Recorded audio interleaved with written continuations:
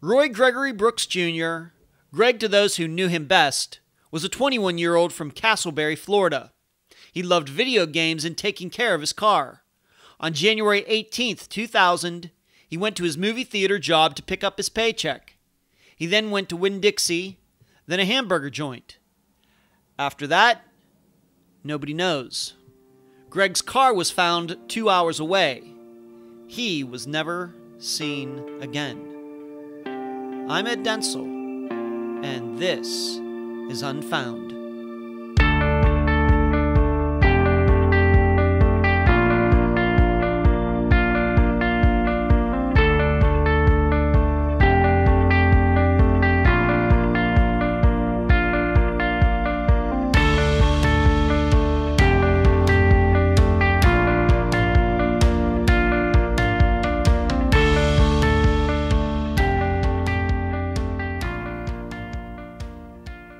One of the most common genres of storytelling, going way back into literary history, is the on-the-road tale.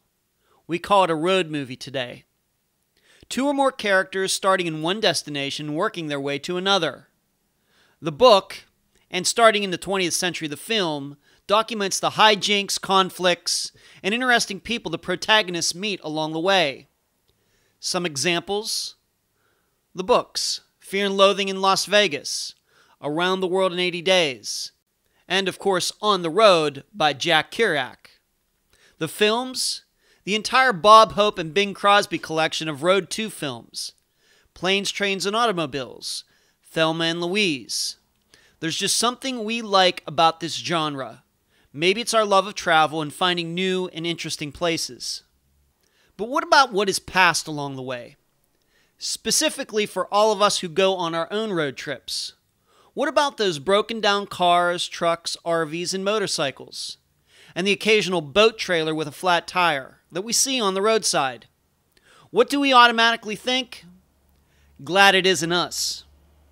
Well, each one of those vehicles has a story too. Was the car stolen? Did it run out of gas? Did the engine or transmission blow up? Did something happen to the driver? We don't know, and we usually never find out. In the disappearance of Greg Brooks, his car was left on the roadside, right off a major interstate here in Florida, 2 hours from where he lived. If only it could talk. It could tell us the story of who left it there, why it was left there, and what happened to its owner. And now a summary of the case. This is brought to you by my friend Megan Good's site, charlieproject.org. In the months and weeks leading up to his disappearance, Greg Brooks had some hard times. His high hopes of joining the Florida A&M band were dashed when he resisted going through the hazing process. He had academic troubles at that same school, and he and his girlfriend had broken up. Greg was back living at home, but he had a job he liked, was making good money, and was determined to get his life on the right track again, although his mother did acknowledge her son's depressed state. On January 18th, 2000, Greg left for his movie theater job, believing he was to be working that night. Upon arrival, he discovered he wasn't on the schedule. So Greg picked up his check and went to Winn-Dixie to cash it. The teller there remembered him. From there, he stopped at one of his favorite fast food places, Crystal. It was on his way home, so he wouldn't have to take any detours. His family got worried when Greg wasn't home by 1 a.m. January 19th. At the very moment they were wondering where Greg was, 2 hours away, a policeman tagged an abandoned 1992 Honda Accord that was sitting in the median of Sun City Center Boulevard in Sun City, Florida.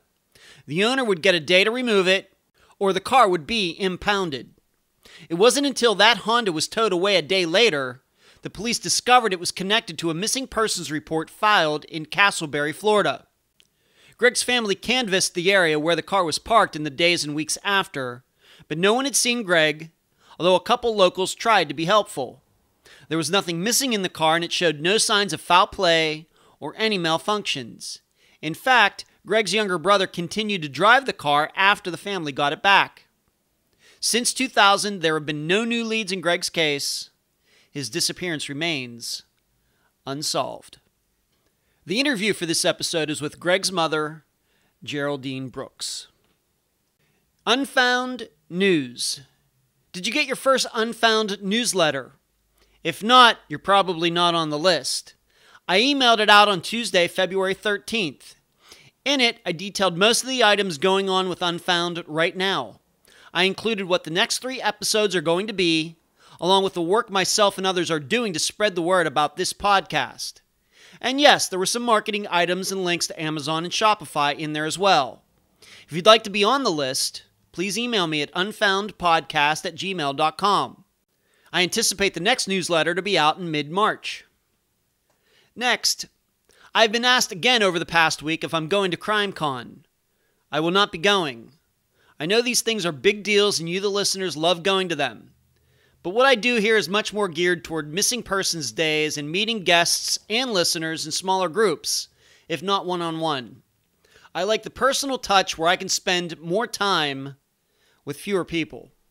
I have many friends who are hosts who will be at CrimeCon, some who I've contacted about being part of a podcast package I'm putting together, so I'm friends with them and I want to help them out in any way I can. But I won't be seeing them at CrimeCon. However, if anyone is coming to Florida, I'd love to make a lunch get-together happen. Finally, I continue to get notices from listeners that Unfound keeps dropping off some of the popular podcast apps. Stitcher, Podbean, and Overcast to be specific. I have no idea why this is happening. My guess is because some of these apps quote-unquote rip off my RSS feed at Podomatic and iTunes. That something technical happens and the connection is lost. All I can say is that it has nothing to do with the status of the program. All the bills are paid. They will continue to be paid. And Unfound is in good standing with all its business and podcast partners. So, I guess I could put it this way. Hey, podcast apps, it's definitely you, not me. Where you can find Unfound. Unfound is on Facebook, Instagram, Twitter, YouTube, iTunes, Podomatic, Stitcher, Podbean, and Spotify. In particular, please join us on Wednesday nights at 9 p.m. Eastern for the Unfound Facebook Live video show, which is hosted on the Unfound podcast page, not in the private group.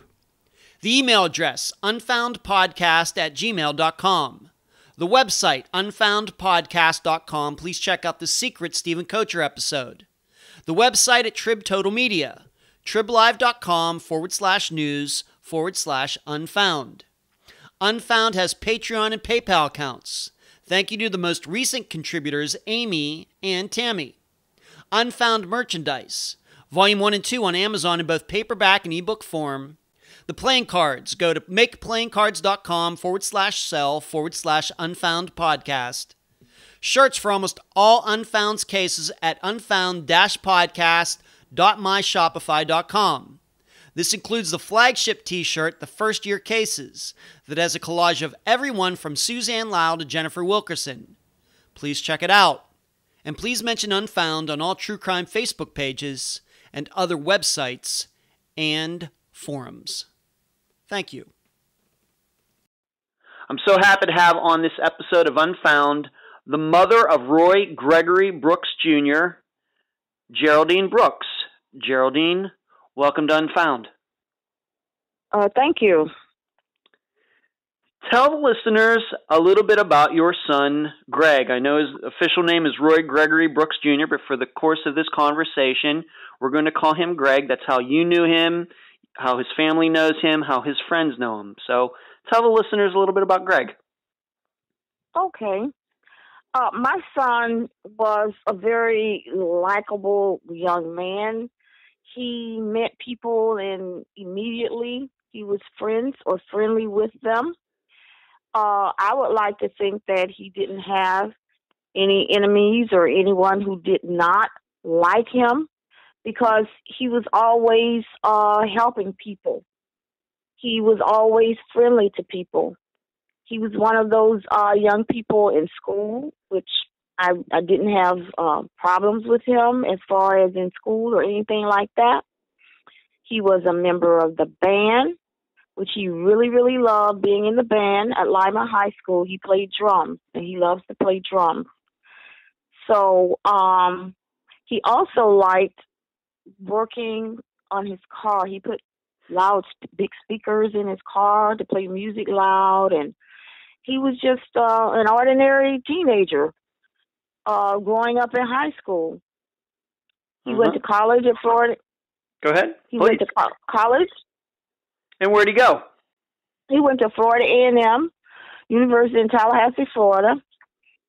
And he really looked forward to being a part of the band there because he had been groomed all these years since middle school to be a part of the band. But because of some hazing issues, he did not wish to participate after that. So he was not a part of the band that he had looked forward to all those years. And that is interesting because if the listeners will remember, within the last few years, Florida A&M has gotten in trouble for hazing that went on in amongst the music department, the band. Within the last few years, it got in big trouble. It was a national story, as I remember. Right, it was. That's something of a coincidence. Did Greg have any brothers or sisters? Do you have any other children, Geraldine? Yes. I have one other son who's 5 years younger than Greg. His name is Jermaine. And he has that same kind of likable personality where people just kind of like him because he gets along well with others. He's a little funny at times, and he just enjoyed being with his friends. And I guess Greg and Jermaine were good buddies. Was Greg a good older brother, good mentor for Jermaine? Yes, he was, because when you think of a young man in high school going on a date to the movie with his girlfriend, he would take his younger brother. He would take Jermaine wherever he went, not all the time, but he did spend a lot of time with him. He taught him things like playing basketball. He would play basketball with him. They were very close to be the number of years difference, but they were very close brothers. That's interesting. He would take his younger brother when he went out with his girlfriend. I've never heard of that before, Geraldine. That's kind of unique. Yes, it is, but that's how much he loved his brother. And I would even question him and say, "You sure you want to take Jermaine with you?" And he would say, "Oh, yes." And, you know, the girls liked Jermaine too, so they didn't care. So he would go on the date with them to the movies. Okay, that's certainly interesting. So he went to college, and did he have a girlfriend, and how did he do there? That's over in Tallahassee, which is, you know, some distance away from where he grew up there in Casselberry. What went on there once he got to his higher education? Well, he would come home quite frequently on the weekends. He and his girlfriend, who was Janet, they were able to continue the relationship probably through the first year that he was at college because he came home a lot. So he would come home to see her, and of course, at that time, they were sending cards and writing letters and phone calls, so they did communicate quite a bit, even though he was away. And how long were he and Janet a couple? I guess, were they a couple when they were in high school and then he went to college, or did this something that developed after that? Do you remember? Yes, they were a couple in high school, probably at least the junior and senior year. I do remember Janet going to the prom with him. So, yes, they were a couple in high school and then through the first year of college. Okay. And so he gets to Tallahassee, Florida A&M, was going to be in the band, but as we already talked about, some issues there, and I'm no fan of hazing, of course, either, and I was a musician at one time. I wouldn't put up with that stuff either. So I perfectly understand how Greg might have wanted to stay away from that. I think that shows a strong character on his part. But how did he do with his education there? Well, the first year he did well. He was happy, and he had met new friends, and he enjoyed it. Things were going well. But then with the breakup of he and Janet, it kind of made him very sad or maybe depressed. So that was one thing that really, really bothered him because he really liked this young lady who he had dated through high school, and she broke up with him. So I think that made it even, more, how can I put it, stressful, or made him more sad because of the fact that she broke up with him, and also informed him that she was dating someone else.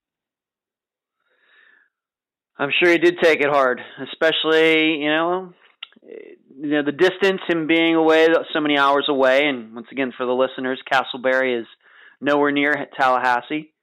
Especially back in the year 2000, there was no email and internet, FaceTime, anything like that. So relationships, especially among young people, it's going to be a little difficult. Were Greg and Janet in the same grade, or was she younger than he was? She was younger. Yeah. So when he was in college, she was in her senior year of high school.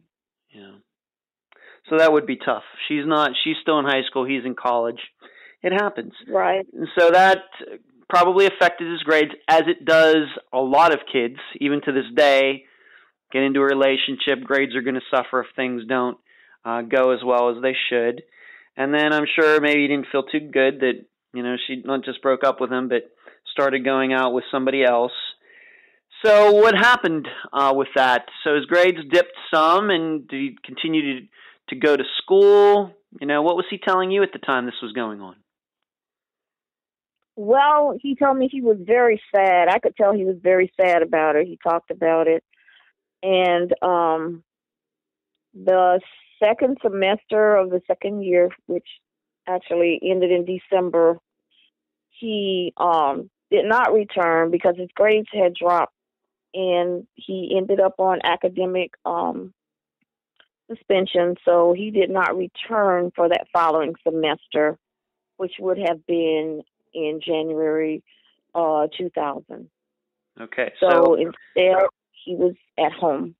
Okay. So he, at the time of his disappearance, which is January 18th, 2000, if he had continued to go to college, he would have maybe been back in Tallahassee at that time.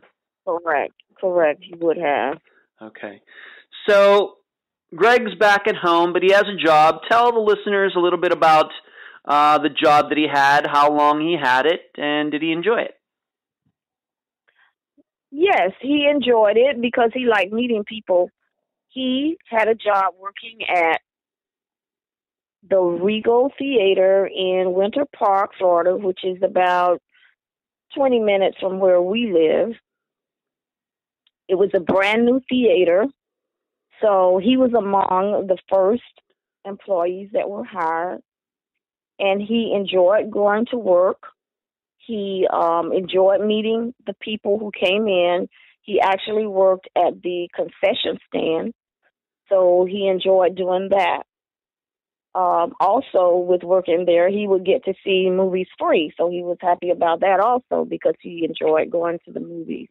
Sure, I'd be happy about that too. Sure. And so he was back living at home. How would you say he was doing? Mentally, I mean, once again, not going back to school, a little bit of a change, living at home. Was he still suffering a little bit from his girlfriend breaking up with him, would you say? Yes, he was. He wasn't as happy as he normally would be. He was usually a really kind of funny guy that likes to joke sometimes, make people laugh, play around. But I didn't see that in him at this time. He was very sad, or maybe depressed to a certain degree because of this happening to him, because she was someone who he really liked and cared about. Okay. So we come up to, so he's didn't go back to school, but he's working, theater job with a lot of young kids, not unusual for young people to have the type of employment. We get up to January 18th, 2000. What do you remember about that day? Okay, I remember coming from work. Greg was at home. My other son was at home also. This was a particular night where I had to go to a meeting at Lima High School because at the time I was on the SAC committee there. And I talked to him. I asked him if he, had to work that evening, and he wasn't sure. He said he didn't check the schedule, and he decided to go to work to check the schedule and pick up his paycheck, which, assuming that he probably would have to work. So that's why he went to the job to check his schedule and also for the paycheck. Sure. Well, when I came home from the meeting, which was around 8 or so, I wasn't too concerned. He had not come back home, but I just assumed that, okay, if he didn't come back then he probably had to work. So he always came home on time. Usually he'd get home about 1:30, something like that, because he had to stay until the theater closed and then, assist with the cleanup and everything to prepare for the next day. So that means that he got home late. On this particular night, I noticed that he didn't come home.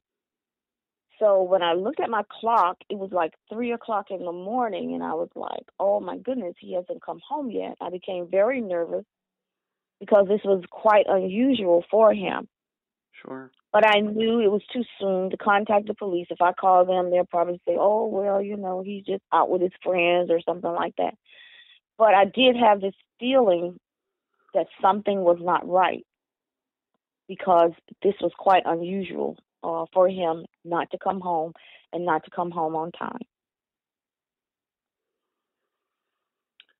So it's 3 a.m. He's not home. You knew something wasn't right. Knew the police wouldn't do anything right at that time. So I suppose you tried to go to bed. I'm sure you're very worried as a mother. What then happens the next day? And we'll go back through what you found out, but what happened then the next day, January 19th? Well, after my son didn't come home, I went to the police station and I filled out a missing persons report that my son did not come home. So at the time, they filled out the report. They say they were going to put out, the missing persons report. So whatever they do, I guess they put it on their police line or whatever so that other policemen or other counties or whatever can see that person is missing. And I also had the car tag for his car, and that was put on there also, notification. So they would be in search for the car. Sure. So the next day, I didn't hear anything that day, but the next day, I was contacted and told that the car was found in Sun City near Tampa. Yes. And the car had been there overnight, but they didn't know it was a missing car because the police at that time put a sticker on the car, a red sticker, because they thought the car had broken down, and they put the sticker there so that the owner would have to move it within the 24 hours once they put the sticker on. Sure. Or it'll get towed. Or it'll get towed. Yes, that's true. Or it'll get towed. Mm-hmm. But once the license number was through their publication or notification system that the police used, they saw the tag, and then they noticed that was the car that was missing. So at the time, they realized in I'm going to say Tampa, but it's Sun City near Tampa, yes, that the car was missing. Then the police had the car towed away from the site where it was. Now, if I may just set this kind of up for the listeners, Casselberry, where I guess you still live to this day, and where Greg lived, is on the other side of Orlando. It's on the far side of Orlando from Tampa.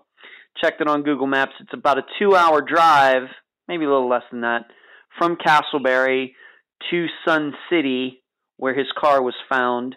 And Sun City, for the listeners, is an area to the southeast of Tampa. It's kind of a city area. Of course, it's not a big city like Tampa, but it is an area where quite a few people live, and it's right along the I-75, which runs north and south in Florida. So that's where the car was found, and it was found in the median of the main street in Sun City, wasn't it? Yes, it was. Okay.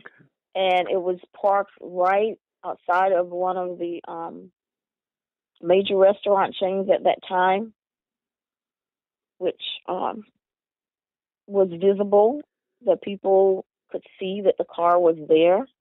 Mm-hmm. And when we found out, my ex-husband and I and Greg's father, we went down to pick up the car. They said we could go down and pick up the car. We took flyers down. We went through the city. We went in the stores, like Publix and other stores, putting up flyers, asking people that they see our son, that they know anything about him. But there was this restaurant where the car was parked. There was a waitress there that said she remembers seeing the car there in front of the restaurant, but she did not remember seeing Greg. So even though the car was there on a busy street, people just don't pay attention to people who are, I guess, getting out of cars or whatever, but they do remember that the car was there. Right. And it, just to be clear, though, it wasn't necessarily in a parking place. It was actually in an area where nobody would normally park their car. Maybe a car if it was broken down or something, but it was not in the parking lot of a Walmart. It wasn't in the parking lot of a Dunkin' Donut. It was like out on the street in that grassy area between the roads going each direction. Right.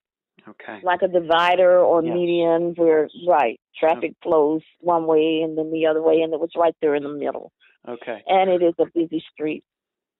Let me just ask you a question, a couple questions about that waiting period between about, I guess, 3 in the morning on January 19th until January 20th when the police from Sun City, I guess, got in contact with the Casselberry police, who then alerted you to the car.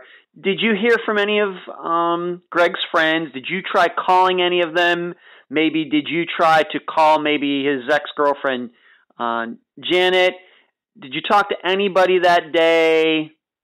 Anybody able to give you any indications of anything?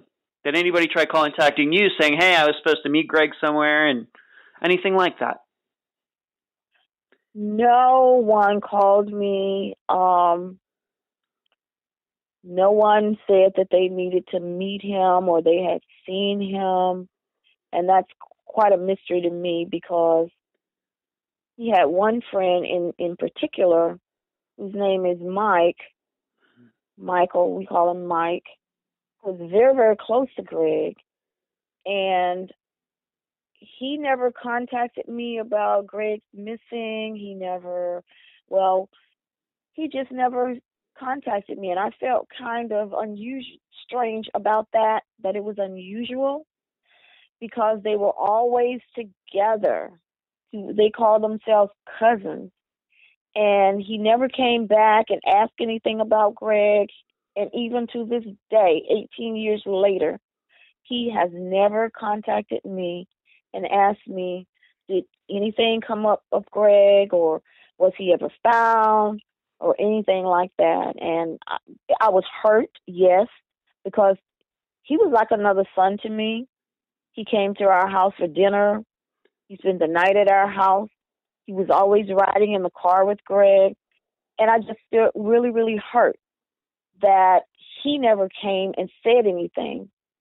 And it also made me feel that was quite unusual that you would have such a close friend that you find out that your friend is missing and you never call his mom, you never come by the house, you never talk to his brother or anyone. It's almost like he just disappeared from the friendship. So I don't know whatever happened with him. Okay, but in that day, though, on January 19th, did you ever think about calling him instead?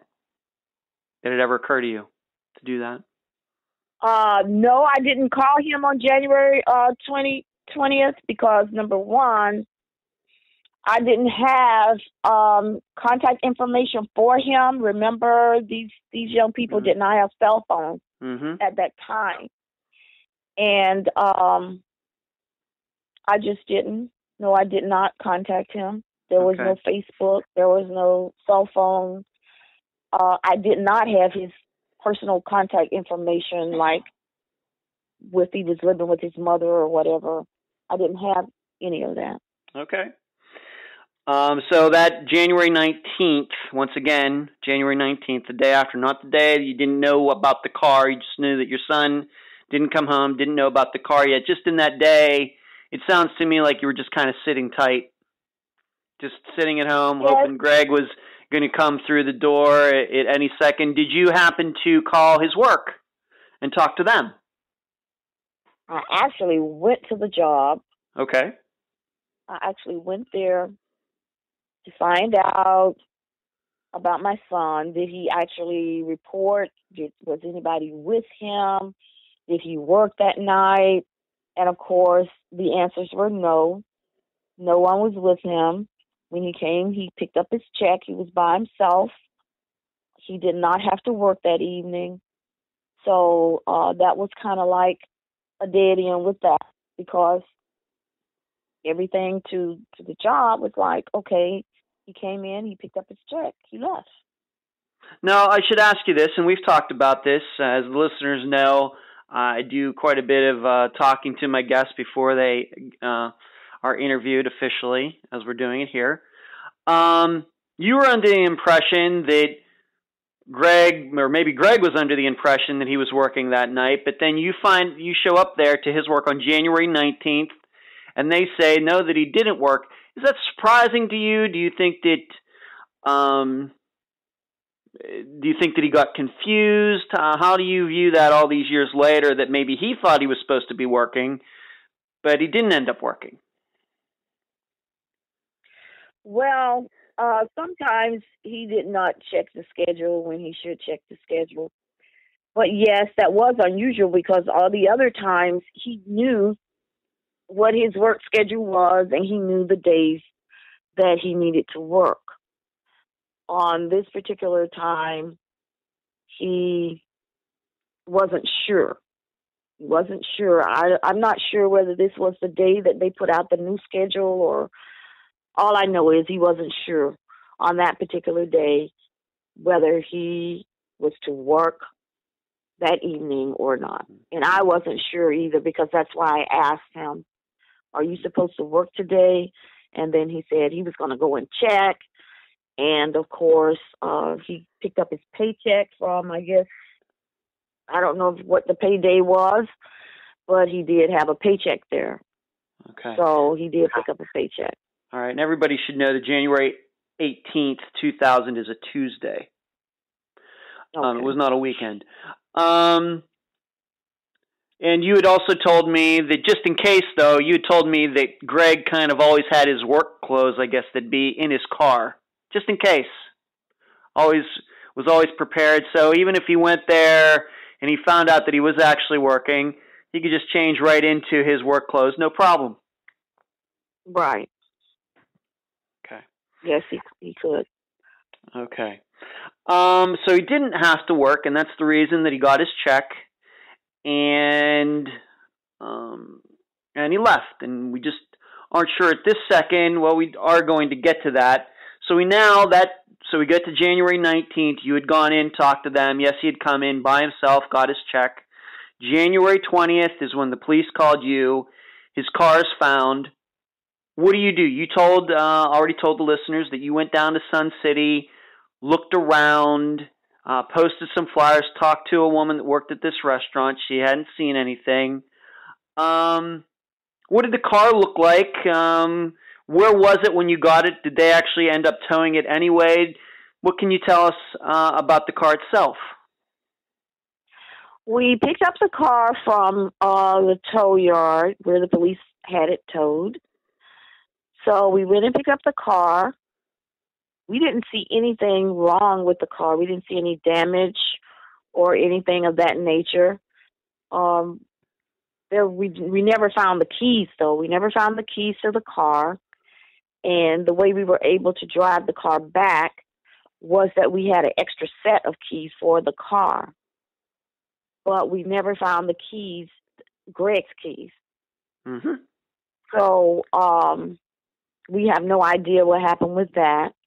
We brought the car back. We thought maybe he had run out of gas. You know, all these things go through your mind. Yeah. Maybe the car broke down. Maybe he ran out of gas. He had some mechanical issues and he got out and maybe he was trying to get help or walking to get help, or all those things went through my mind. Mm-hmm. But once we got there, we realized that there was nothing wrong with the car. Did it have gas in it? It had enough gas. I can't remember exactly how much. It wasn't like it had run out of gas. The car started right up with no problem. We were able to drive it to the gas station and get more gas to drive it back to Casselberry. So that was something else that was unusual. I was puzzled as to why my son would leave his car there and there was nothing wrong. And even if there was something wrong, he would have called me. He would have gone to a store or somewhere. He would have found a way to call me so that we could go there and get the car, or some way for him to get back home. I thought that was quite unusual, that for him to just leave the car like that and nothing wrong with it. So you saw the car, you got into the car not long after it was found. Anything missing from the car? I mean, back in 2000, maybe people would have like music CDs in their car or anything like that. Anything missing? You had told the listeners already they had worked on his car and put, I guess, expensive speakers, louder speakers in it. Anything missing in the car? Any signs of, frankly, violence in the car? Anything that you thought was unusual when you got to sit in it? Nothing was unusual in the car. Nothing was missing from the car. Okay. The speakers were there. The CDs was there. It was not vandalized in any way. No. And the only thing that was really missing from it was the key. Right. The key that starts it and runs it. Okay. Now, the next piece of information that kind of led you in a direction was there was a receipt from Winn-Dixie.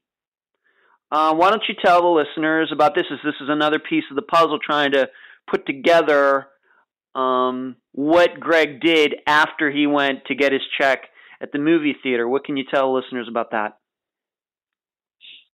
A receipt from Winn-Dixie where he cashed his check was found in his car, which the receipt was a little over $200 that he had cashed.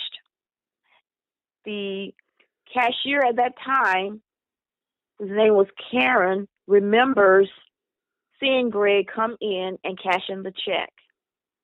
The Winn-Dixie is probably about 3 to 4 miles from where we live, so we often went to Winn-Dixie.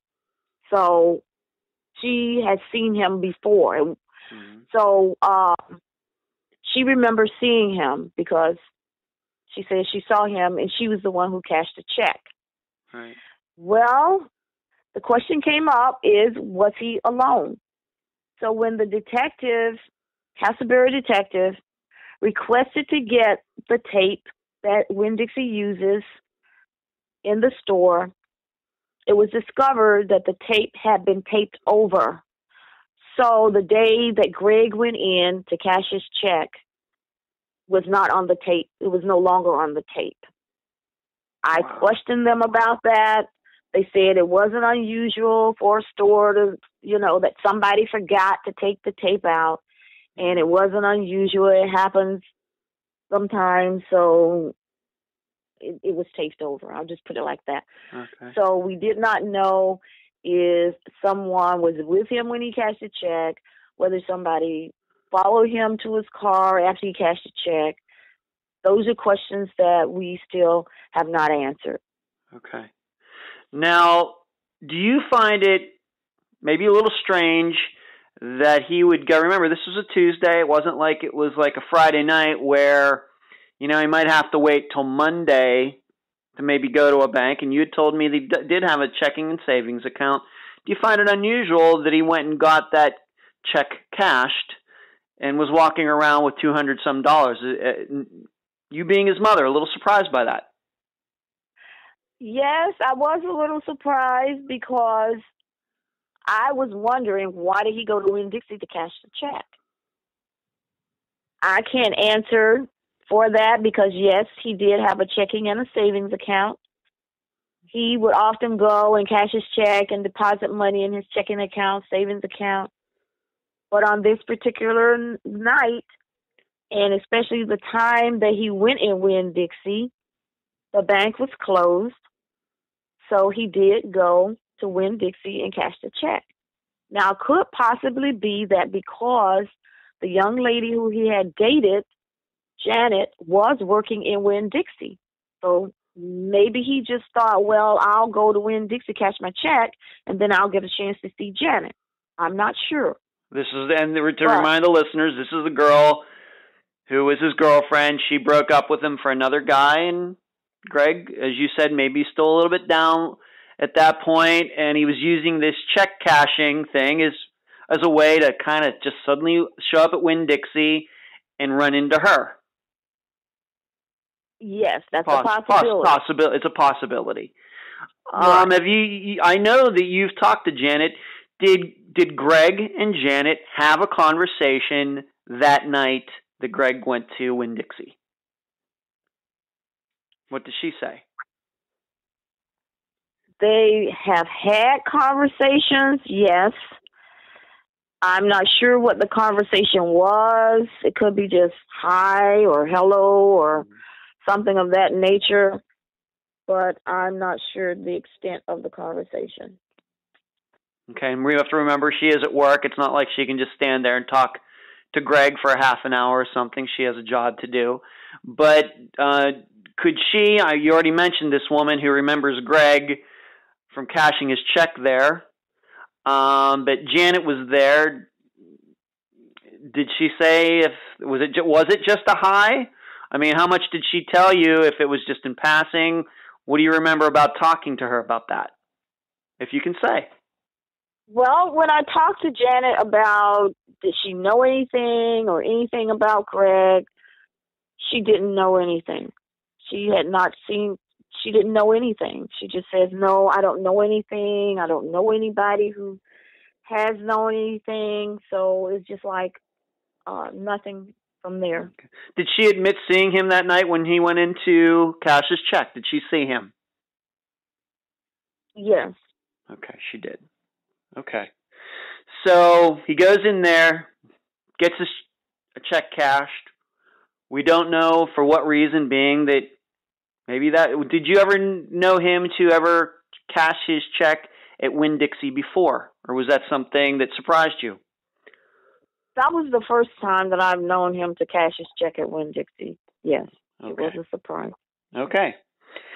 Now, there was something else that was discovered, that was not the last place that Greg ended up after going to get his check cashed. It seems that he went from the theater to Winn-Dixie, and then he went to this place called Crystal's that I'm unfamiliar with, but you are very familiar with it.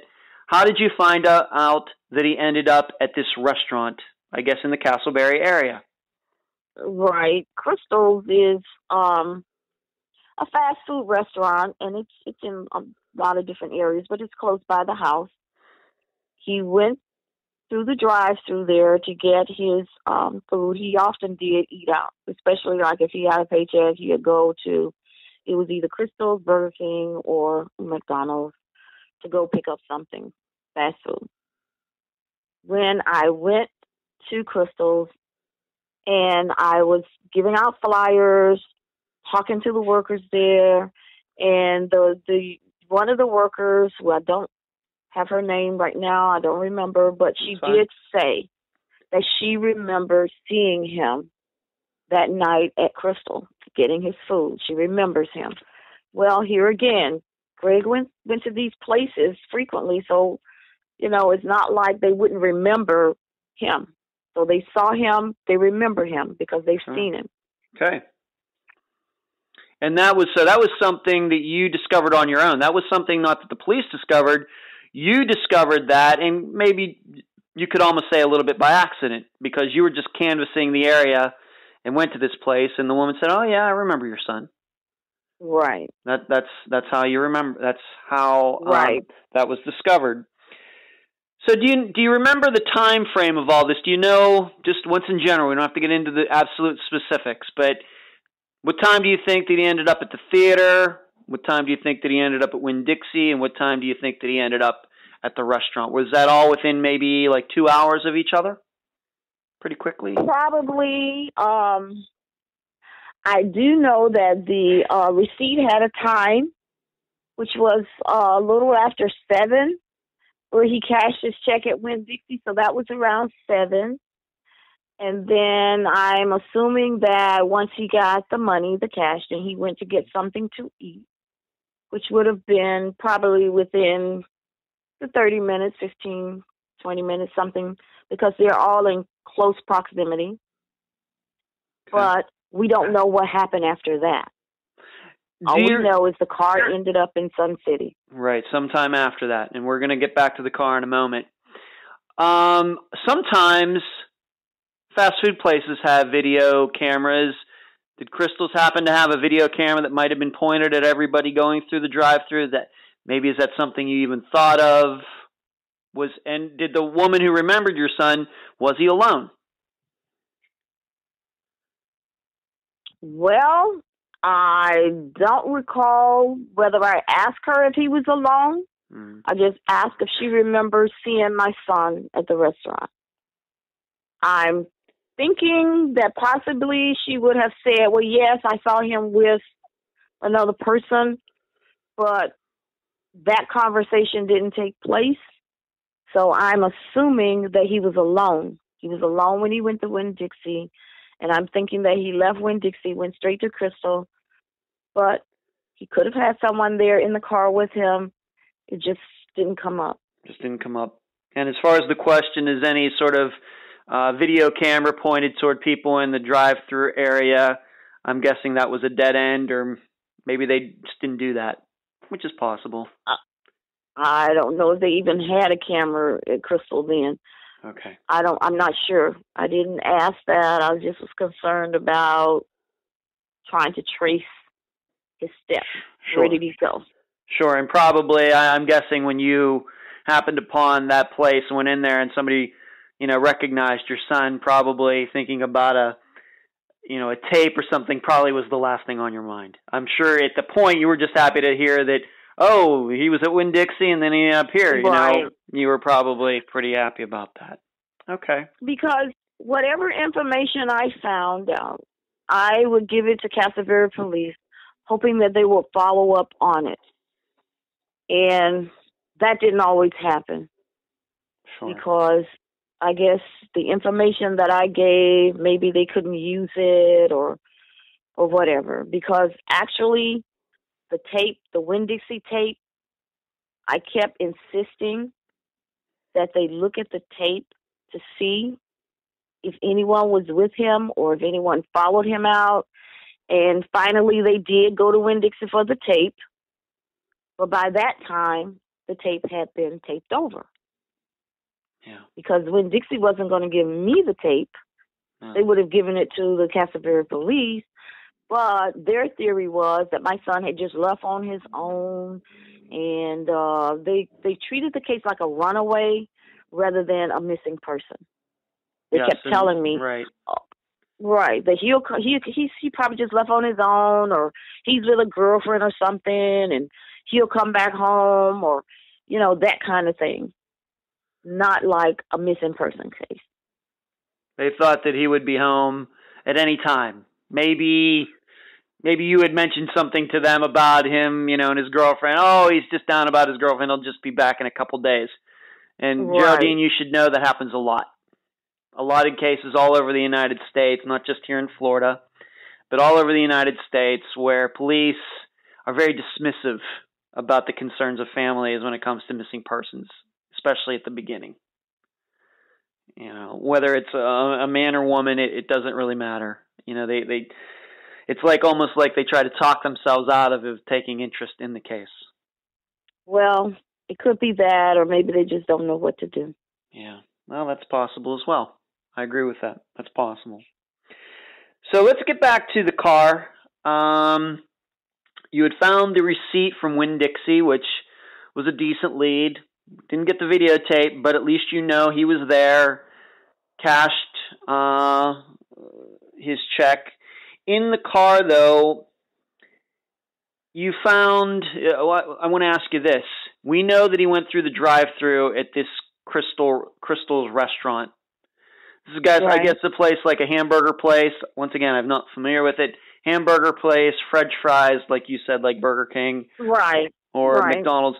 Was any wrappers, any signs of food, anything like that, a cup found in the car in your memory? Does any of that ring true? Did you find anything? Nothing. Like not even a napkin? Nothing like that was found in the car. No. Not even a napkin. Okay. No. And this is unusual because you had told me that there was a cigar wrapper, though, that was found in the car. Right.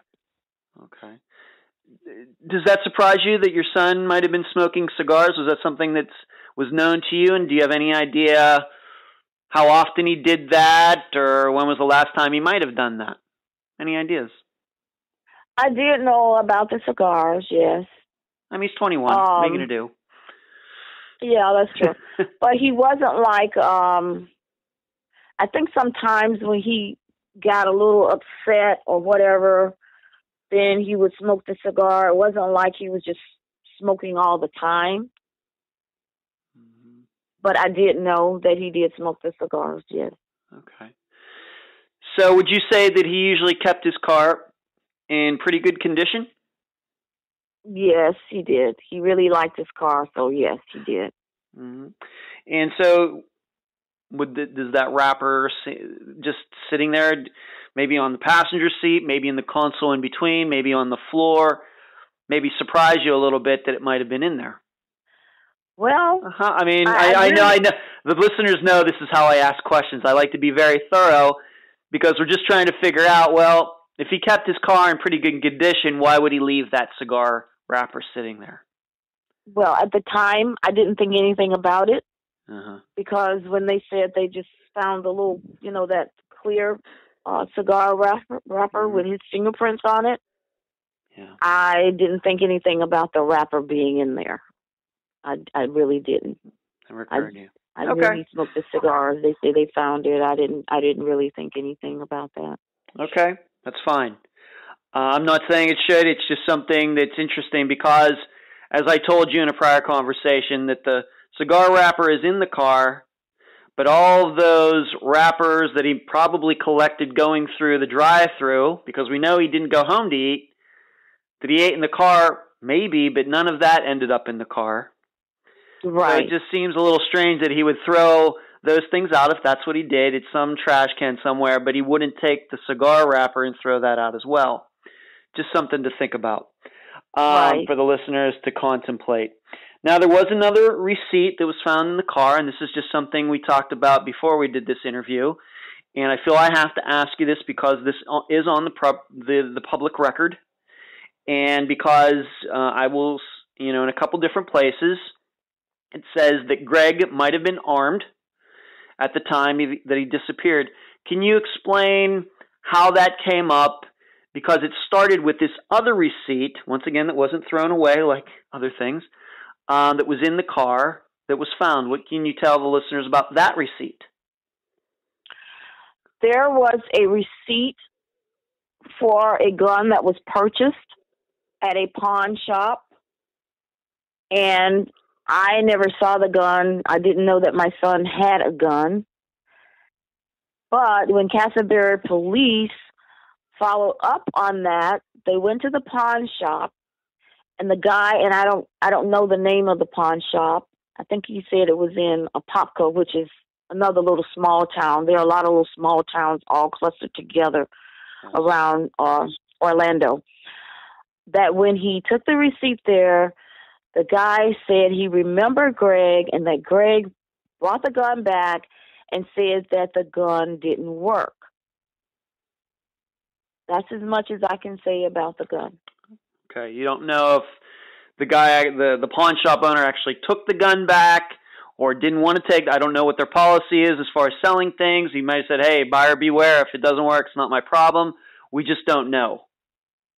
I don't know because I don't know what the policy was. I would think that pawn shops. I don't know. I don't deal with pawn shops, so I don't really know what their policy is about taking merchandise back. Okay. I wouldn't expect you to.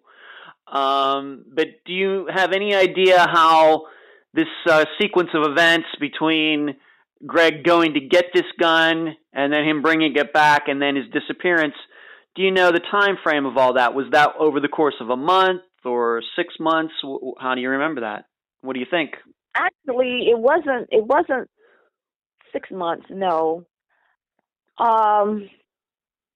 I would say probably maybe 3 to 4 weeks. Someone in that area. It was close.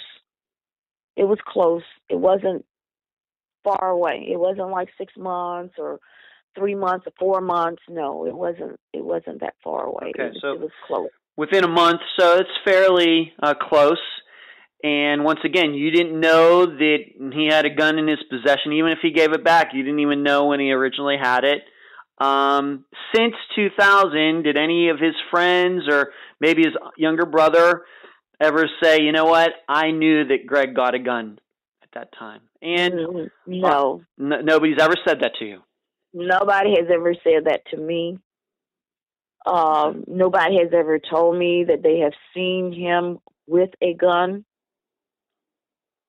And as I said, I didn't know he had a gun. I never saw the gun.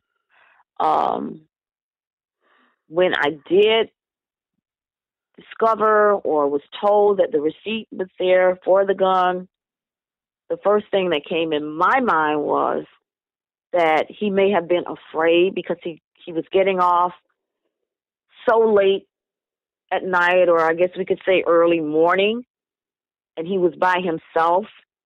He had to walk to the parking lot by himself. And the way that this theater is set up, the parking lot is kind of like on the side or the back of the theater. It's not like it's right there in the front where you walk out and you get in your car. So my thoughts were that he was probably afraid when he was out there alone at night by himself. Okay, perfectly reasonable, position, theory. We just don't know. All we know is he never expressed any fear to you that somebody would have been after him or anything like that you can remember. No, he never expressed that to me. No, he did not. All right, once again, going back to the car, do you remember at what time the car was originally seen in Sun City? It wasn't like a day later that it was first seen. It was only very early that next morning. What can you tell the listeners about that? I think it was like 4 a.m.? It was really early in the morning, you're right. But when the Tampa police, I think that was either Tampa police or the Highway Patrol. I'm not exactly sure who handles things like that. Mm-hmm. At first, they didn't realize that the car was a missing person's car. So they just kind of left it there. And as I said before, when they realized that it was a missing person's car, then they had it towed to their pounding area or wherever they keep the cars that they tow. Right. Just to put this in the timeline now for the listeners. We have him going to the theater, getting his check. We have a receipt that he was at Winn-Dixie at what time? 7, did you say? He was at 7. 7 or a little after 7. A little yes. after 7. He's in the Casselberry area, which is on the east side of Orlando, northeast technically. In that area, cashing his check. And then at some point, probably not too long after that, he goes and gets this food. Let's say that's 7:30. So, like 8.5 hours later, his car is seen in Sun City, which is like 2 hours away. So it was fairly quick. You know, if he just decided to pick up and drive to Sun City, he must have made that decision, right very quickly for the car to get into that area.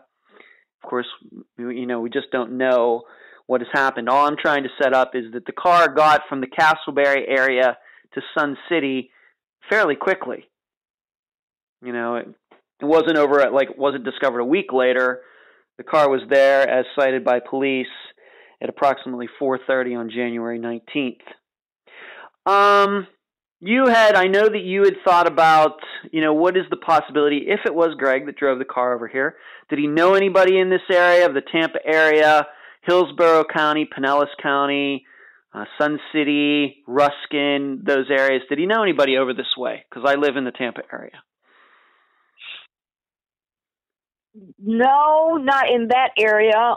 Tampa, he had one friend who went to college with him, but I was in contact with him. He was in contact with me, and he didn't see Greg. He was actually in Tampa. He lived actually in the city of Tampa, not in that area where the car was found. And he said he did not hear anything from Greg. He did not see Greg. He actually didn't know that Greg was missing until I called him and asked him about had he seen Greg or anything. To your knowledge, had Greg ever been to the Sun City area before? Any of that area? Would No. that area be new to him? It was new to him, and plus it was surprising to me because when I discovered that Sun City was a retirement community, he had no reason to be there because they're mostly retired people. When we went to visit Sun City, we saw that it was mostly retired people in the area, and there was no reason for him to go there. Yes. In fact, you have an interesting story about when you were walking around. I'm guessing this happened at the same time that you talked to this woman that worked at the restaurant who said she saw the car but didn't see him. You ran into a guy there who said that he was going to try to help you find Greg. How did that happen, and did anything come of that? Well, I can say what he told me. Nothing concrete came from it, but he had his idea of what possibly had happened. He said, well, we took the car back to Sun City so he could look at the car, and he had another friend with him, and they stood there, and he said that someone else was in the car, that Greg wasn't in the car by himself. That's what his senses or feelings were telling him. So this guy was proposing or calling himself some sort of psychic or medium or something like that? Right. He said he had helped the police before find missing people. So he said he had been helpful to the police. He wanted to help us. He didn't charge us anything. He just wanted to help us. So we went there with the car, and of course, he walked around the car. He looked at the car. He said, according to how he felt, that someone had been on the passenger side of the car. And how did you run into this guy? What do you remember? And once again, it's been over 18 years. I understand that. Was he one of the restaurants that you went into, or did you? No. Okay. This is so unusual. He actually contacted me because he had seen one of the flyers. Oh, okay. That we had left, and then he contacted me and said that he wanted to help me because he had helped the police before with missing person cases, and he saw that my son was missing, and he wanted to help me. Okay, he says he didn't charge anything, which he really didn't. He said, I don't charge for anything. I'm just doing this because I want to help. So we went there and we took the car. He said, you need to bring the car so we can kind of get a feeling of what was going on. So we did take the car. And those were his feelings that somebody was on the passenger side. On the passenger side. But he never got to really help us all the way through because then he got sick and he had to have surgery. So he wasn't able to continue with us to help us. And he was an older guy already. So I would say that he was probably in his 60s when he called us that he was going to help us. So when he told us that he had gotten ill and that he was sorry he couldn't, then, I really felt bad because I was anticipating that he really, really was going to help us. And maybe we would find out some information that we didn't know, which we did find one thing that we didn't know. And then we really still don't know that, but that's what he was saying. That. Right. How long did this correspondence go with this guy, and when was the last time you talked to him? Has this guy since passed away? Did you retain contact with him? Anything like that? I didn't retain contact with him after that. We only took the car there once, and it wasn't that we stayed in contact with him for a long period of time, because after he contacted me and he said, well, if you bring the car, then we can tell, what happened or if there was somebody else there. So we took the car. He gave us the information. And just a short time later, when I contacted him again, he said that he had to have surgery and he wasn't going to be able to, continue with helping us. So.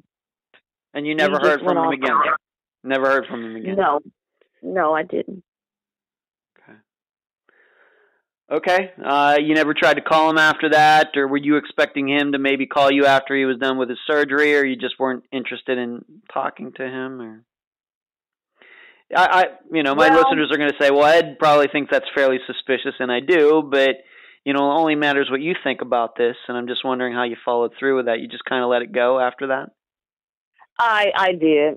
I just kind of let it go. I didn't. I was kind of wondering whether this was all true or whatever he was saying. But at the time, it's like any little bit. Sure. Any little thing we thought was helpful. But, Of course, when you go to the police with information, unless you got some kind of proof or something, they're not going to use it. So, It really didn't help at all. Okay. Speaking of the police, did they do any forensics on the car before, of course, you got it back? Did they do any forensics on it all, try to take any fingerprints, anything like that before you got the car back? The report from Casselberry police concerning fingerprints was that they only found fingerprints, or they were only able to recover fingerprints that were on this little cigar wrapper. That's how I know about the cigar wrapper in the car, was because the cigar wrapper, they said, were Greg's fingerprints. So they said there were no other fingerprints that they could recover from the car. I thought that was kind of strange, but They say it's not easy to recover fingerprints. So they could get and we all know a cigar is not that big, and of course the plastic on it would of course be ripped or shredded or something like that from the cigar being taken out. The police are telling you they could get a fingerprint of Greg's off that, but they're telling you that they couldn't get any fingerprints off the steering wheel, the gear shift, the radio, the door handle, nothing like that. That's what they said. So either they're maybe possibly incompetent, which is possible, or maybe the car was actually wiped down. Maybe somebody else wiped it down and nothing could be found. Okay. I posed that question to them. Yeah. I was told that it's not that easy to wipe off fingerprints. That it's not like when you're watching a movie and they're showing you how they're getting the fingerprints from items or whatever. It says it's not that easy to wipe off fingerprints. So they couldn't recover fingerprints. They didn't feel like the car had been wiped down. But they couldn't get any fingerprints. Was Greg the only person who ever drove that car? Did you ever drive his car? His brother was younger. I don't know if he was driving age or not. Did anybody else ever drive his car? I had driven his car before. His dad had driven his car. Greg has driven his car. And I don't know if he ever allowed any of his friends to drive his car or not. But yes, there should have been other fingerprints in the car. There should have been tons of fingerprints in the car. Yes. Okay. So we just don't know about that. Either the police don't know what they're doing or something else. It's hard to tell right at this second. It just seems funny to me they could get a fingerprint off of a cigar wrapper and not off an entire car. Okay. The police, like you said, wanted to dismiss this, that Greg ran away. And at any point since 2000, have they ever changed their opinion on that? Maybe giving you another theory, because we have a little more to go. We're going to talk about, some other possibilities. But the police themselves, to this day, do they think that Greg still ran away?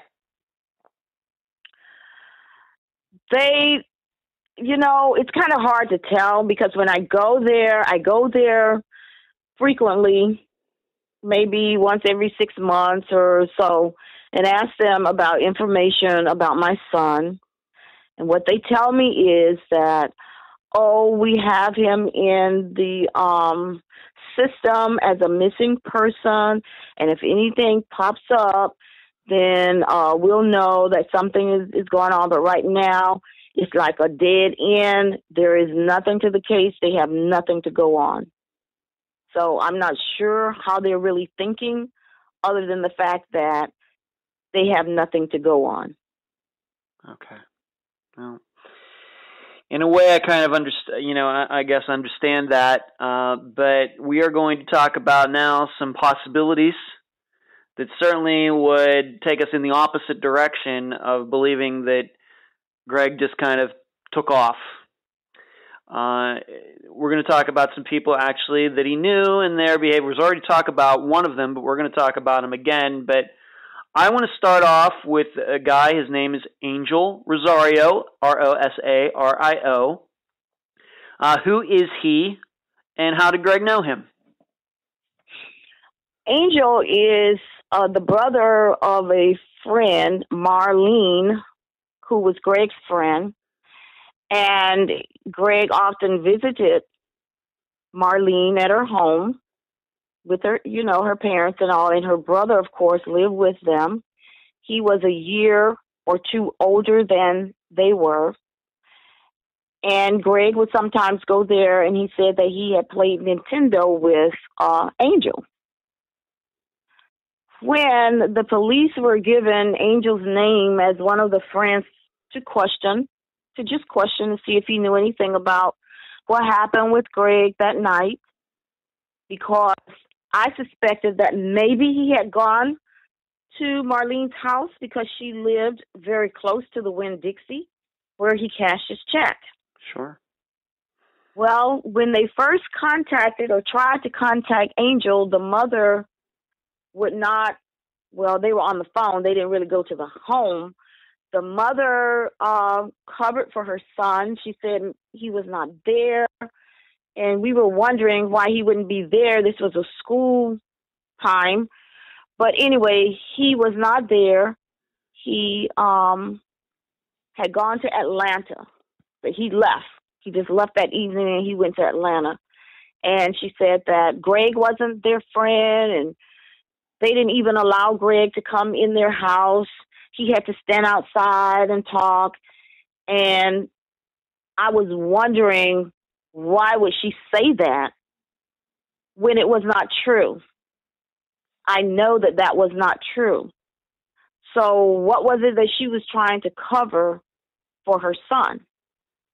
Have you ever, did you know her before? Being that this Angel was a friend of Greg's, had you at any occasion met this woman before Greg disappeared? Did you two ever have a conversation somewhere?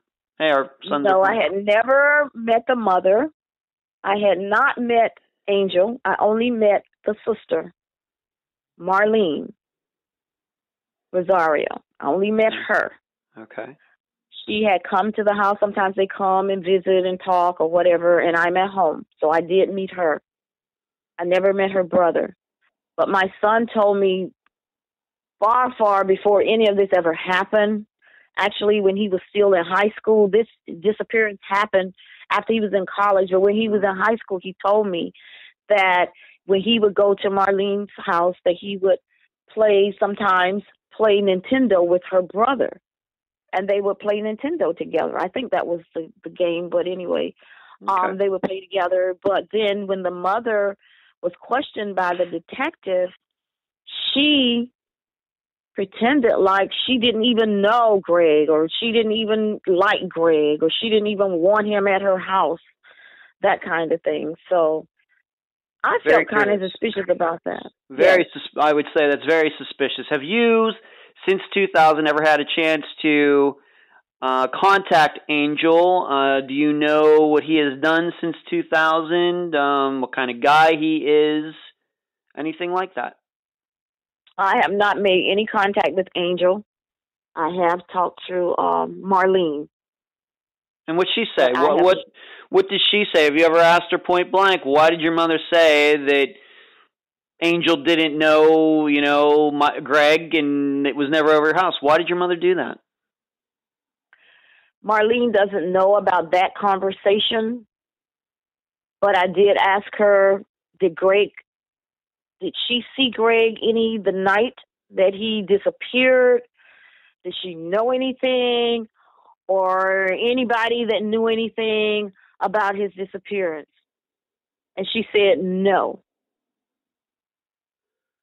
That's as far as I got with her. I don't know Angel. I personally have never met Angel. Same came up because, like I said, previous to all of this happening, my son would talk to me about Marlene. He talked to me when he went to her house. So, it was just conversation for us. I never thought that this would happen and that there would have to be lies about it. It just kind of seems suspicious to me. And I did share that with the Casselberry police. But, again, their hands are tied. They can't go to somebody's house and say, okay, we suspect that your son did this. At least that's what I was told. So they had to accept whatever she said. Do you think that Marlene is a good person? Do you think that she's an honest person? And have you ever thought about, asking her, why did your mother say all those things back in the year 2000? That's not true. At least get Marlene's. It's been 18 years. If she was, Greg's age at 21, at 21, she'd be in her late 30s now, grown woman, maybe married, has kids, who knows? Have you ever thought about just asking, why'd your mother say that stuff back in 2000? They're lies. I did not ask her that. Okay. Well, maybe that, that might be something to think about. But we've talked about Angel, and surely what his behavior and his mother's behavior, not so much Marlene's, but Angel's and his mother's behavior is very strange. Now, I think it is. Yeah. now we have Michael Johnson, who we've already talked about once, but maybe you need to start from the beginning with how Greg and Michael knew each other, the kind of friendship that they had, and then please once again reiterate what happened after Greg disappeared. First of all, how did Mike and Greg know each other? They were high school classmates. They went to high school together, and they became friends, very close friends, so close that they called each other cousins. Michael frequently came to my house. Sometimes he had dinner. Sometimes he had problems at home with his mother, and he would come to my house and stay overnight or whatever. Sometimes he said that he got locked out or all these things were going on. I really didn't know his mother that well. I had talked to her, but if there was something that was going on there, I wasn't going to discuss it with her because I didn't know how true it was. But he and Greg were so close friends that Michael was always with him. Wherever he went, Michael was there. He used to leave home in the morning, go pick Michael up from his house, and bring him to school. And sometimes he was even late for school doing that. Michael was always in the car when Greg came home in the evening. He would always have Michael there. They would come home. Maybe they'd play a little game or something, play basketball. We had a basketball hoop, eat dinner or whatever, and then he would take Michael home. They were always together. And even when I went to a conference at school at Lyman, and the teacher said that Greg's cousin, Michael, and I said, well, they're not really cousins. She said, well, they call themselves cousins. I said, well, that just shows how close the relationship is, that they're calling each other cousins. It means that they are so close that they are like family. So it was very unusual to me that Michael would not contact me or say anything. Once Greg disappeared, I never heard from Michael again. I never heard from him again. And when you say that never again, you mean from January 18th, 2000 to today, which is February 5th, 2018, over 18 years, you've not said one word, or he's not said one word to you in that time. That is exactly true. Wow. I have seen Michael's brother, which I did talk to him, which was recently, probably about 4 years ago. And I asked him, did he know anything about Greg's disappearance? Of course. And he said no. And I told him that I needed to talk to Michael. I don't have contact information for Michael. And Michael Johnson is such a common name that it's kind of hard unless I know where he's living and all that, that you really just kind of look him up. I did go on Facebook for Michael Johnson, but I didn't see. There were so many that popped up that it was really difficult. But I did tell his brother. His brother is Chris, and I said, Chris, I would like to talk to Michael. You may tell him that I'm at the same address and I have the same telephone number, so please contact me. Now, I'm not sure whether he got that message or not, but I've never heard from him at all. And do you, even if you don't know how to contact him, have you ever heard anything about him through the grapevine since 2000 about, what he's done with his life? Has he been in any trouble? I guess the same way with Angel. Any of these guys, either of these guys have any trouble with the law? And maybe I should ask you this. Did Angel and Michael know each other? Were they good friends too? Yes. Or they were? Yes, they did. And one of the things that the police did call Michael and ask him about were Greg, the way they questioned it was like, were Angel and Greg, enemies or anything like that? And Michael said, no, they were cool. Well, cool means, they got along okay. Yes. So now there's another suspicion that Angel's mom is saying all this stuff. Well, they never got to talk to Angel. They never talked to Angel. That Angel's mom is saying all this stuff, And then when he calls Michael on the phone and say, hey, you know about Greg? Well, I'm trying to find out what kind of relationship did Angel and Greg have? Oh, yeah, they were cool. Did they play Nintendo and games sometime? Oh, yeah, everybody was cool. We would go there together or whatever. So now, here in my mind, again, why is she saying that? What is she trying to cover for her son? But then Casselberry police was like, we don't have any evidence about anything. We can't just go to her house and do whatever. So here we have information that we can't do anything with.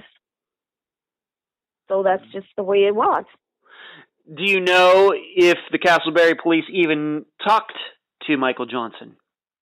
They talked to Michael. They told me that they did. They asked Michael about Angel.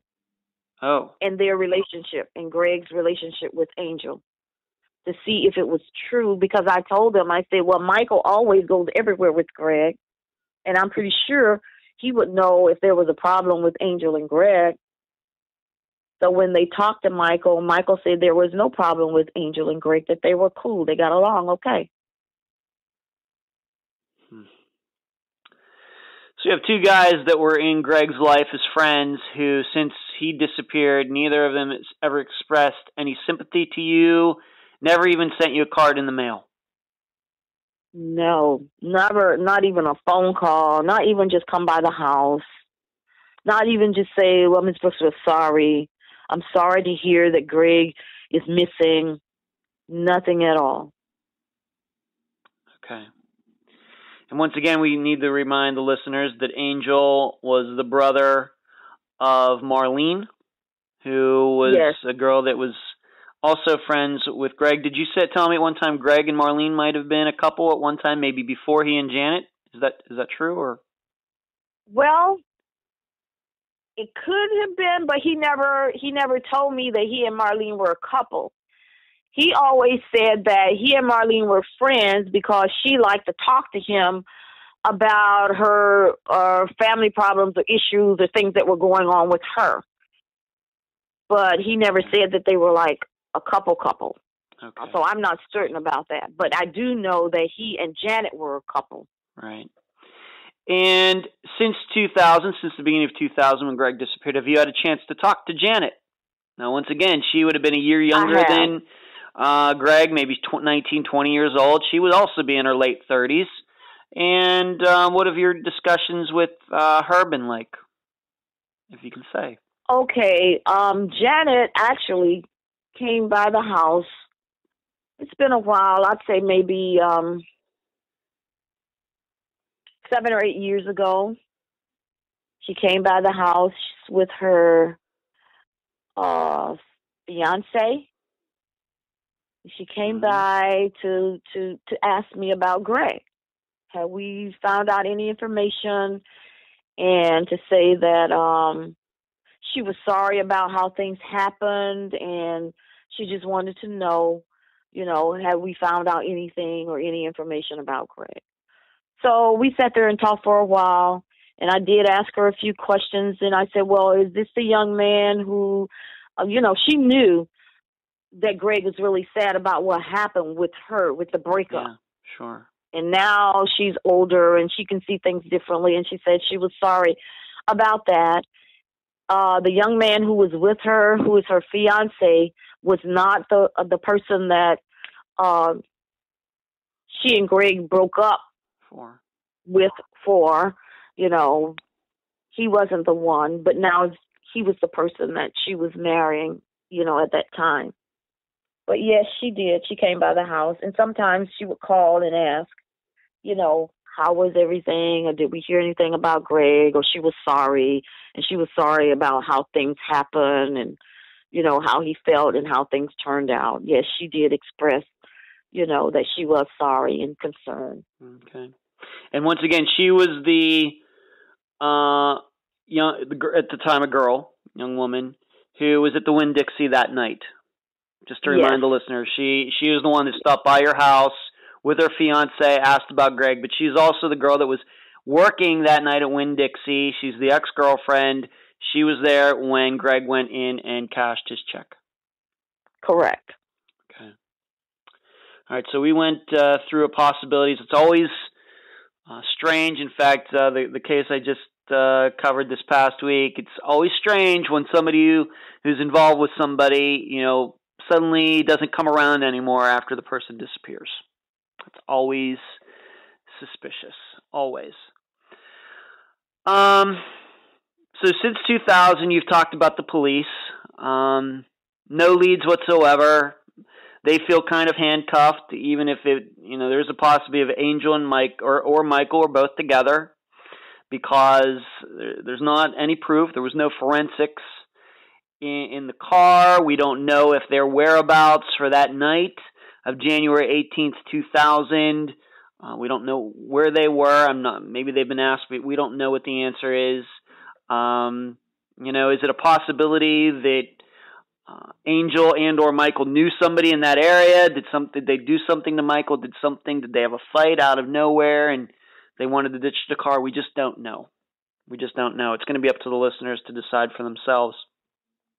But you did say that, we had this gun purchase that you didn't know about. And then we know, like you said, that he was suffering some depression. He was sad about this breakup, as many young people get when they get breakup, and even people my age, 47 years old, that happens. Is there any chance in your mind is there a possibility that maybe Greg might have had some sort of psychological break or something like that? Did you ever see anything in his behavior in his first 21 years that would support that? The only thing I saw in his behavior was the depression. Mm-hmm. And he did go to therapy for that. And he did take medication. Okay. And if he was going to this counseling, once he disappeared, did you, I don't know what the laws would be anyway, did you ever have a chance to talk to this person who was counseling him? Maybe what the content of I would never ask you to say those things in public. I'm not asking that. I'm just asking you if you had an opportunity to do that, and did that person ever express any opinion on that? I did. I did talk to the counselor. And yes, he did express his opinion. He seemed to feel that there were other things also that were causing Greg the depression, the breakup, but then there were other things also that Greg mentioned to him. In talking to this counselor, and once again, I don't know, it's very fortunate that this counselor was able to talk to you. I don't know, we're just going to leave his name out of it because I don't know if that was legal to do or not, but I'm glad that he did, don't get me wrong. Did he ever express to you the idea that Greg might try to hurt himself? Did the counselor ever say anything that, I think your son might be suffering from some bipolar disorder, depression, paranoid schizophrenia? Did this counselor ever say anything like that in your conversation with him, if you can say? The counselor never said anything to me of that nature, that he would be harmful to himself or anyone else. No, and he did not think that Greg was suffering from any sort of other mental instabilities, once again, connected to maybe this girlfriend issue. We know that sometimes young people, when breakups happen, they think it's the end of the world, and we know as adults it's not. Maybe some issues going on with school, but no mental instability that the counselor thought would take Greg to the point where he might harm himself or maybe have a mental break and just suddenly take off. No, he never indicated that to me. Okay. Greg was suffering from depression. Okay. Okay, so he never expressed it to you, and to your knowledge, he never expressed it to anybody else. In fact, you would hope that he didn't, being that shouldn't be information that's given out anyway. Right. Okay. All right, so we have that, and the listeners, can judge that for what it's worth. But I keep going back in this disappearance to Angel and Michael, and them claiming, not talking much or not talking at all, not expressing any condolences to you and Greg disappearing. So, listeners are going to add that up for themselves. We talked earlier about Greg's younger brother, Jermaine. How has he handled this over the last 18 years? It has been very difficult for Jermaine. I can see that Jermaine is still angry about the situation. He's angry because his brother is not here. He's angry because he doesn't know what has happened to him. He's angry with the police because he feels that they didn't do as much as they could to try and find Greg or find out what was going on that could have happened to him. So he still has a lot of anger, even though he is 34 at this point. It still bothers him because he's often says to me, I only have one brother and now he's gone. I don't have anybody else. So I know that he still loves his brother. He wants to know what has happened to him, and he's angry about the situation. Would you say that he is equally as suspicious about Angel and Michael as you are? Yes, we've discussed it. He feels that it's very unusual. Yes. He does. He feels as I feel. And being that you told us earlier that Greg used to take Jermaine on his dates, did Jermaine ever happen to go along with Greg when he would go over, for example, to Angels and play video games? Do you believe that's something that ever happened? Where, Jermaine would be able to say, that woman, that mother of Angel is lying. I've been over there, with Angel. Did anything like that ever happen? No, Jermaine never went with him to Angels. Okay. But Greg was the kind of person, he would take the children. Well, I call them children, but all the boys. Like Greg was in middle school, and Jermaine was in middle school. Greg was in high school. So part of his responsibility was to pick up Jermaine from middle school. When he got out of school, go pick up his brother, bring him home. Sometimes I would get off work, I would pick them up. But there are about 4 Jermaine's friends who live in the neighborhood and would come, with him. But they didn't want me to pick them up, and the reason was because they said, well, when Greg pick us up, he'll take us to get something to eat. So he would pick up the young children. They weren't young children, I'm sorry, middle school. They were in middle school. Mm-hmm. He would pick them up from school, and then he would take them to Checkers or wherever, and they would get something to eat. And that's what they liked. I would pick them up and bring them straight home. So they'll say, oh, why did you come today to pick us up? We wanted Greg to come. And I was like, okay, so why do you want Greg to come? Because he always takes us to get something to eat. So he was that kind of person. He just liked the kids. Yeah. Yeah, he sounds like a good guy. Greg sounds like a good guy. No doubt about it. No doubt. Greg was a good guy. Yeah. My son was raised as a Christian. They went to church all the time. He sang in the choir. He worked in the nursery taking care of the little kids. He was a good guy. Yeah. And that's what makes his disappearance that more puzzling, for sure. Yes, it does. Sure. For everyone who knows him, it is just so unusual that something like this would happen. Yeah. Anybody who knows Greg. Comes out of nowhere. Yes.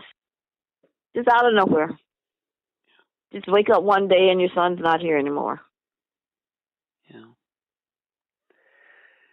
Where can the listeners go to find out more about Greg? Do you have a Facebook page, a website? Of course, in the lead up, the listeners will now know, but in the lead up to this interview, this episode, I was, of course, sending them to various places and posting pictures in all the places where I am on social media. But where can they go to find more about Greg, find out more about him? Well, he's with the missing persons, missing missing adults Okay, NamUs. website. He's on NamUs. He's on NamUs. Okay. Yes. And the national website for missing persons, missing adults. He's on that website also. Okay. I do not have a Facebook page for him. Okay. Well, that's your choice. That's totally fine.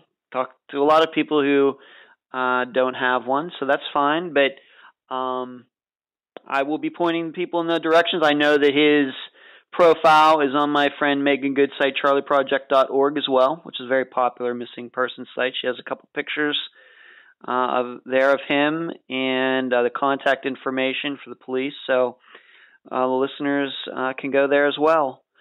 Any final thoughts or comments you have, Geraldine, before we conclude this interview? I would just like for anybody who has any information about my son to please come forward to share what you have. Even if you think it's not important, then it could very well be important. I've been wondering all these years what has happened, and I know that someone knows something. There's got to be somebody out there that knows something. And if you do, please come forward and help. Tell what you know so that we can find my son or find out what has happened to him. That's what I would like to know. I would like to have closure. So I would appreciate if anyone could do that. I, of course, totally agree with that. I'm hoping that the listeners do know something. Maybe something will ring a bell. Maybe one of them knows Angel Rosario. Maybe one of them knows the actual Michael Johnson that we've talked about in this interview.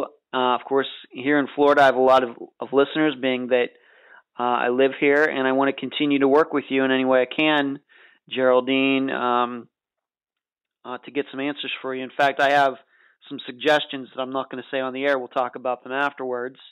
Some steps you might be able to take in the upcoming months to try to get a little closer to the answers. But I deeply appreciate you being on this episode of Unfound. Thank you very much for interviewing me, and thank you very much for taking the interest in the case for my missing son, Greg.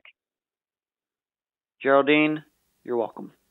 And that was my interview with Geraldine Brooks, mother of Roy Gregory Brooks Jr.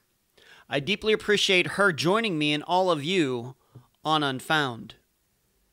This is the second week in a row, with last week's episode featuring Mandy Stokes, where we have an abandoned car related to a disappearance, and nothing in the car can help police determine what happened. The big difference is that Mandy's car was found a mile away, while Greg's was found 2 hours away. In addition, in both cases, we have people who are close to the missing person acting suspiciously after the fact. None of this was planned on my part, by the way. That's just how it happened.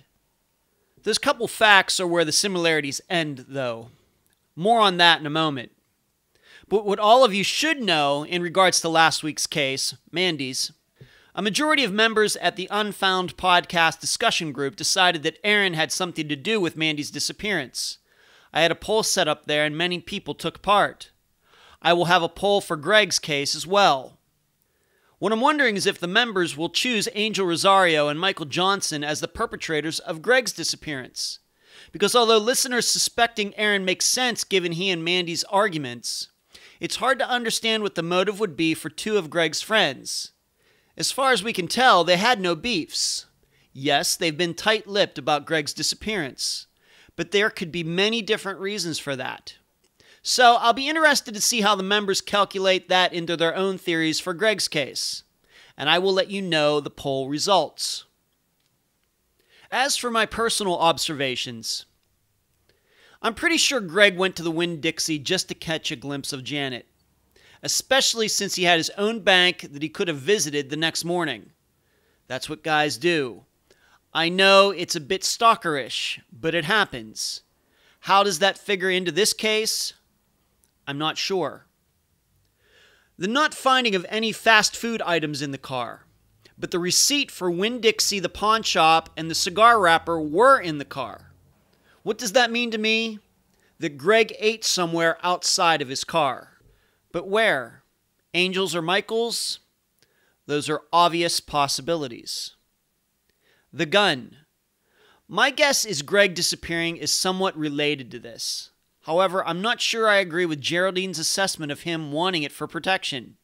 He couldn't take it into work with him, so it would be stuck in his car. And that's not going to help him much if he were to be attacked while walking out to his car. But I'd like to know if any of the other theater employees thought the parking lot was unsafe. So, why did he get the gun then try to return it? We can construct all sorts of reasons. Fear of someone not associated with work? Was he thinking about harming himself? Was he thinking about committing a crime? We just can't be sure. All we know is the gun was never found if Greg was not allowed to return it. And a final note. In many of the descriptions of Greg's case, you'll find that they say he was bipolar. I asked Geraldine about this. She said that, in general, that information is true. However, the diagnosis was done by the first counselor Greg had, one that neither Geraldine nor Greg thought too highly of. The second therapist Greg saw, who had more meetings with him than the first, never saw any of those signs, never diagnosed Greg with bipolar disorder, and made that clear to Geraldine after Greg disappeared. With that, I'll leave the rest of the theorizing up to you. And that's the program. If you found it informative, please go to the app that you use to listen to Unfound and give this podcast a 5-star review. I thank you for listening. I'm Ed Dentzel, and you've been listening to Unfound.